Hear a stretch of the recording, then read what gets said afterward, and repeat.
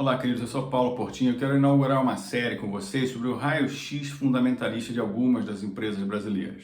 Eu pensei em começar com a Petrobras, porque a Petrobras sempre foi, nos últimos 30, 40 anos, uma grande vedete da Bolsa Brasileira. Né? Vedete no bom sentido, que todo mundo conhece, todo mundo quer conhecer, etc. O que acontece é o seguinte, eu queria construir para vocês alguns envelopes de índices fundamentalistas. Preço-lucro, preço sobre EBITDA, preço sobre valor patrimonial ou algum outro que se mostrasse interessante no caso da empresa. E eu comecei a levantar os dados da Petrobras, né? São dados públicos, né? Todo mundo consegue acessar, receita, EBITDA, receita, lucro líquido e tal. E aí eu comecei a olhar o seguinte, gente, eu ia fazer dos últimos 6, 7 anos. Aí eu falei, não dá, porque a Petrobras tem história demais. Aí botei para os últimos 9 anos. Não dá, a Petrobras tem história demais.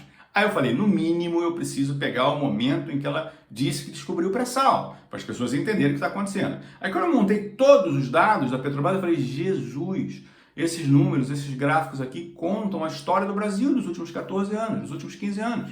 A gente vai ver tudo ali, a gente vai ver política, a gente vai ver Lava Jato, a gente vai ver pré-sal, a gente vai ver crise do subprime, a gente vai ver coronavírus, é tudo. Então eu falei, em vez de fazer direto esse vídeo jogando para você, colocando para você esse raio-x fundamentalista, eu dividi entre explicar os números da Petrobras e usar esses números para mostrar para vocês o que aconteceu nos últimos 15 anos no Brasil, que é extremamente importante para entender onde é que o nosso mercado está. Aí eu construo o tal raio-x fundamentalista, né? Então a gente vai começar com esse vídeo de hoje falando sobre o valor de mercado da Petrobras. No vídeo seguinte, a gente vai falar sobre patrimônio líquido, sobre lucro líquido, sobre EBITDA, etc., para você ver que cada um desses gráficos conta uma parte da história do Brasil dos últimos 15 anos. E no terceiro vídeo, a gente vai colocar para vocês todos esses indicadores fundamentalistas e conversar um pouquinho sobre eles. Me acompanha.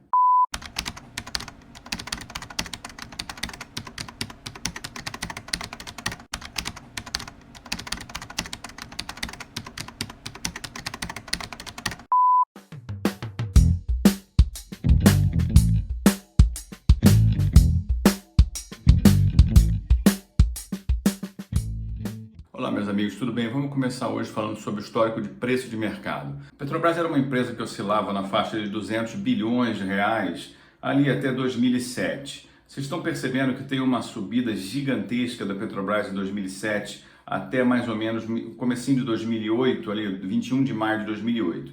O que foi isso, pessoal? Para quem não lembra, isso aí foi quando a Petrobras indicou que descobriu o pré-sal. Eu estava na Expo Mania no dia que ela falou isso, algumas opções subiram 7.000%, quer dizer, quem estava posicionado, quem conseguiu se posicionar pode ter ficado rico. Mas quando se descobriu isso, eu lembro que amigos meus me ligaram dizendo, comecei a comprar Petrobras, agora vai ser outra coisa, o Brasil vai entrar no PEP, quer dizer, foi um dos momentos de maior ufanismo da história do Brasil. Essa empolgação continuou até 21 de maio de 2008, quando a Petrobras atingiu seu pico histórico de 510 bilhões de reais.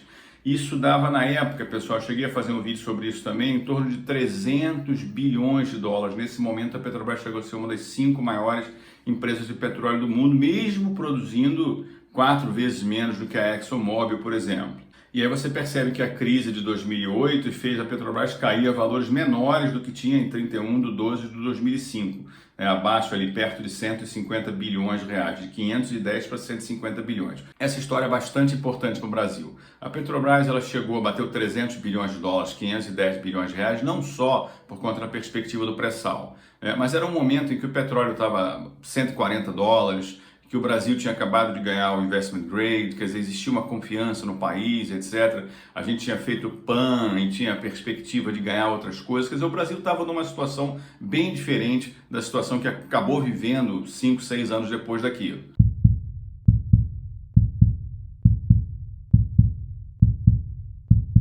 No momento em que descobriu o pré-sal, houve uma determinação para suspender os leilões que poderiam eventualmente leiloar a área do pré-sal. Isso aí foi uma decisão, vamos fazer o seguinte, vamos tentar entender essa decisão do governo do ponto de vista da boa-fé. Né? Se a gente quiser debater com uma pessoa honestamente, a gente precisa tentar entender como funciona a cabeça dela dentro da boa-fé, ainda que não faça sentido do ponto de vista técnico. O que eu acho que aconteceu, essa é a minha opinião, você tem toda a liberdade de discordar. Eu entendo que o governo fez o seguinte, no momento em que ele descobriu o pré-sal e o petróleo estava 140, 150 dólares, E eu lembro que as pessoas tinham medo que o petróleo chegasse a $300, que não tivesse mais condição de contratar frete. As pessoas que viveram aquela época lembram que o governo achava que a gente ia salvar o Brasil em termos de educação, em termos de saúde, etc., com dinheiro do pré-sal. O Brasil ia entrar na OPEP, ia se tornar um dos grandes exportadores e tal. As pessoas que viveram esse momento lembram. O que o governo deve ter pensado? Vamos pensar sempre do ponto de vista da boa-fé.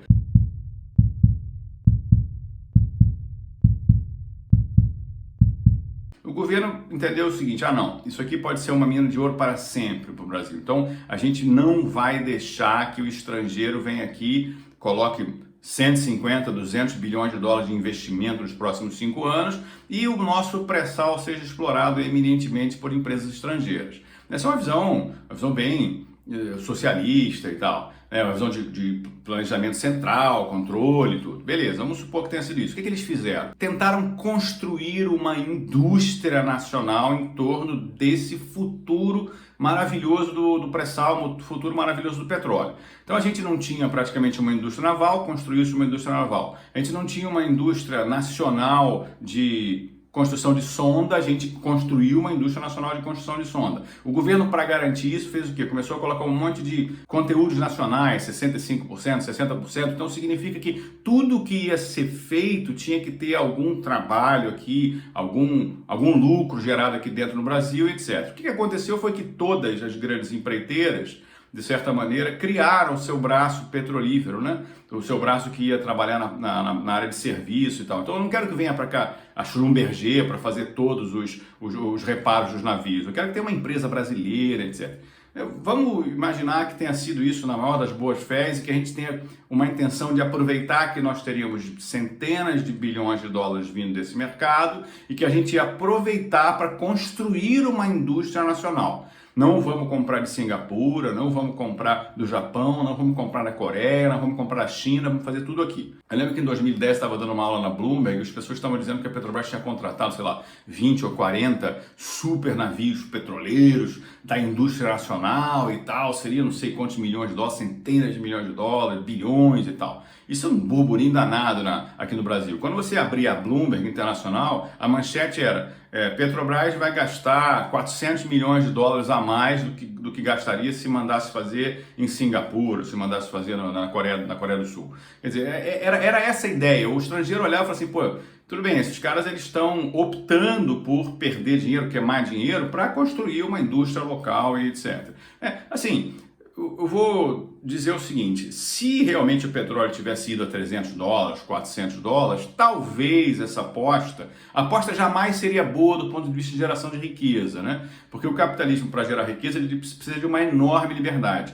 Ele não vai gerar igualdade, ele não vai gerar salário igual para ninguém, o capitalismo não é uma doutrina moral. Mas se ele funciona solto, com muita concorrência, ele gera muita riqueza. Então quando você fecha, ele vai gerar menos. Mas, se tivesse subido para $300, talvez a gente tivesse nadando dinheiro ali em 2013, 2014. O que aconteceu foi justamente o contrário.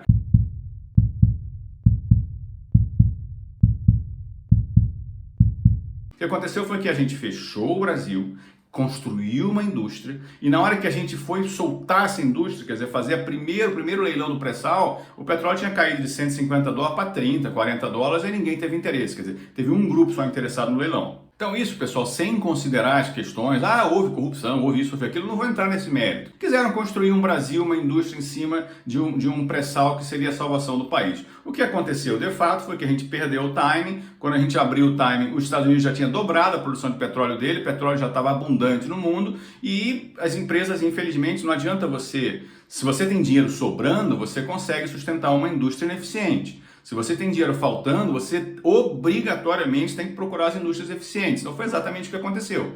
Quebradeira generalizada e a Petrobras e outras empresas começaram a procurar quem é que faz de forma mais eficiente. Aí voltando para o nosso gráfico, você vai perceber que a Petrobras chegou a um valor de 246 bilhões de reais e ele teve um salto, isso aqui é praticamente no mesmo dia, tá gente?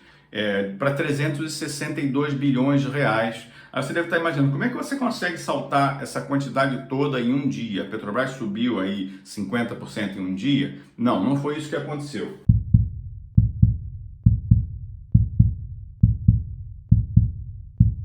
Quando a Petrobras entendeu que ela precisava tocar o pré-sal sozinha, etc., ela entendeu que precisava de uma grande capitalização.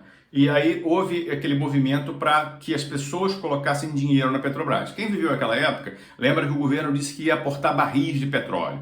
O governo vai aportar barris de petróleo para que a Petrobras possa explorar, tirar, ganhar dinheiro e as pessoas, os outros investidores vão colocar dinheiro. Expectativa de 120 bilhões de reais de aporte, que foi exatamente o que subiu o valor de mercado da Petrobras. Na hora que entraram todas aquelas ações, o valor de mercado subiu de 240 para 360 bilhões de reais, mais ou menos. Ocorre que teve uma situação que quase ninguém percebeu na época, que o governo mudou ao longo na construção do processo, o governo mudou a ideia de aportar barris. Na verdade, o governo ele começou a distribuir direitos de subscrição para vários entes, Caixa Econômica, BNDES, Banco do Brasil, e esses entes iam se organizar, iam aportar dinheiro e títulos, né? E o Tesouro Nacional também. Só que o Tesouro Nacional ia aportar na faixa de 35 bilhões de reais e os outros entes nacionais, ou 35 ou 40 bilhões de reais, os outros entes iam continuar participando com a parte do governo e iam colocar o direito de subscrição do governo. Na prática, o que aconteceu com a Petrobras, em vez dela receber 120 bilhões, ou em vez dela receber os barris de petróleo, o governo adotou uma estratégia que as pessoas nem perceberam, nem na hora que saiu o prospecto, né? Eu sei disso porque o pessoal do Estadão, se não me engano, do Estadão da Folha, me ligou para questionar o que estava acontecendo, isso foi em 2010, eu estava no Instituto Nacional de Investidores, eu falei, gente, aconteceu isso, isso e isso. Ele falou, é um escândalo. Eu falei, não é um escândalo, gente, está escrito no prospecto. O que aconteceu foi o seguinte, o governo conseguiu transformar esse aporte na Petrobras, que deveria ser um aporte de um investimento, né? Sai do ativo do governo, entra na área de investimentos do governo, em receita primária. Como é que eles fizeram isso? Quando a Petrobras recebeu a capitalização toda, ato contínuo, o presidente da época, o Gabrielli, assinou um cheque de 75 bilhões de reais para comprar a cessão onerosa, para comprar os 5 bilhões de barris, comprar o direito de explorar os 5 bilhões de barris. Então o governo conseguiu transformar um investimento em receita primária. O ano de 2010 teve um excelente superávit primário por conta disso, foi um ano eleitoral, inclusive. Ninguém notou isso até que saiu efetivamente o prospecto. Quem leu com atenção, como foi o meu caso, eu fiz até um conta corrente da Globo News na época, estava muito claro que houve uma capitalização do governo líquida na faixa de 35 bilhões de reais e o governo recebeu uma receita primária de royalties, né, de 75 bilhões de reais. E aí, seguindo no nosso gráfico, você vai ver que a Petrobras, ela chegou, aí a gente realmente foi uma derrocada, né? De 2010 até 2015, 16, perdão, comecinho de 2016, aí foi uma derrocada total. A Petrobras nunca conseguiu se recuperar, foi descendo, porque a gente teve um monte de crise, né? O Brasil teve, o mundo estava em crise. Aí depois a gente começou a ter crise política interna, com perspectiva de impeachment, né? A Dilma ganhou a eleição em 2014. Colocou o Joaquim Levy para acalmar o mercado, etc. Mas isso acabou não sendo suficiente, a gente chegou aos 67 bilhões de reais de mínima da Petrobras, num grande impasse sobre se a gente teria ou não teria o impeachment. Naquela mínima, ninguém sabia qual era o futuro do Brasil.